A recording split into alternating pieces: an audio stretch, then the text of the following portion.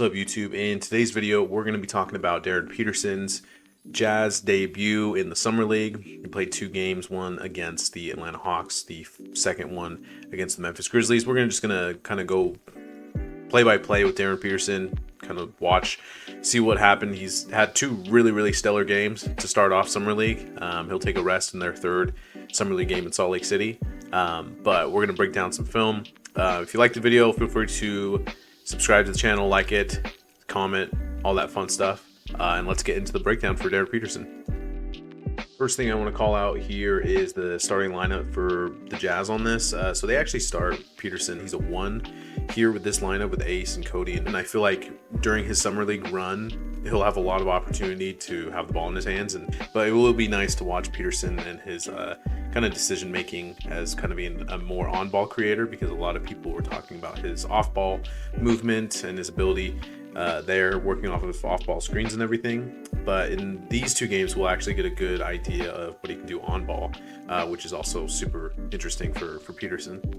The big thing I like about Darryn Peterson's game so far is just the Jazz really put him in a situation where they're going to use a lot of ball screens here in Summer League. And so a lot of these jump shots are coming off of ball screens, which I think is a real crucial skill that you had to have to succeed in the NBA. A lot of jump shots against drop coverage, against some switches here, but just his ability to be able to create off of a ball screen, I think that is a big sign of somebody who can create in the NBA and create at a high level. So some of these other clips as well, you'll see the ability to get downhill off of these screens, very elite. And I think that's just a big standout and a really great sign for Darryn going into the Vegas Summer League here. Even without some ball screens, there's a lot of opportunities after switches. Here we can see Peterson going one-on-one against Zuby Ejiofor, which is just a dirty step back. And I feel like if he has a bigger man on him, then I feel like he's going to be able to get a lot of shots off. And whether that's getting shots at the rim, being able to use some of the ball handling skills to be able to create some open shots, the ability that he has to go one-on-one is also a huge standout. Here against Cedric Coward, one of the veteran Memphis Grizzly defenders, like that is something. Javon Small here, like these are guys that have actually produced defensively at the NBA level, and he's going at them. And I feel like being able to have this ISO game, this pull-up game, being able to draw fouls as well, as we see in these additional clips here, like I feel like these are things that make a strong scorer in the league. We always talk about like 3-level scoring. I think rim pressure, I think fouls, being able to get to the free throw line, like those are the signs of being able to be a great scorer at the NBA level. And Peterson's just already immediately showing that. And I don't feel like you're going to be able to switch against Peterson at all, as we see Cam Boozer try to switch out and he ends up fouling. Like slow-footed defenders, it's just not going to work out.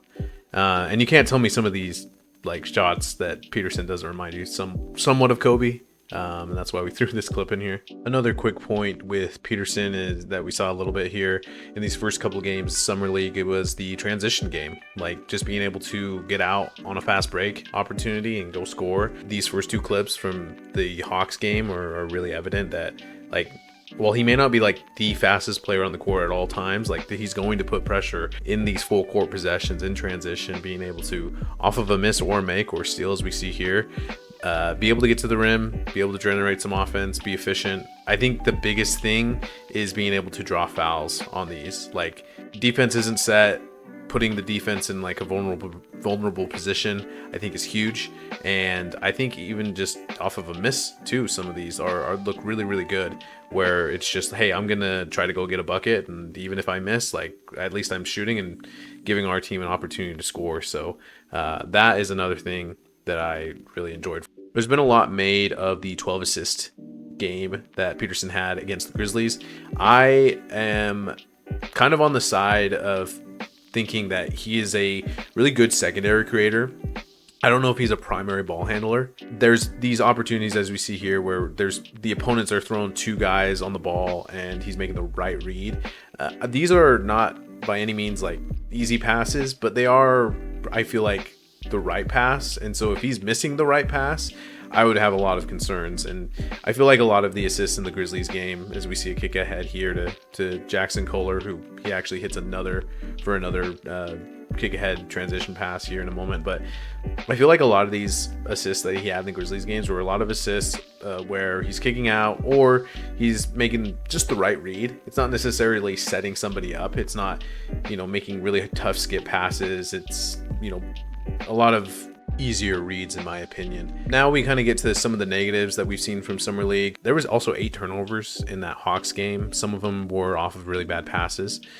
There on that last play, just not a very good on-point pass here. We're leaving our feet and maybe being a little too aggressive with the bounce pass on the dump off, and another possession here where it's like we're just throwing to nobody in transition, trying maybe getting a little too ahead of ourselves. And here on this one, we're dribbling into traffic, losing balance, getting stripped.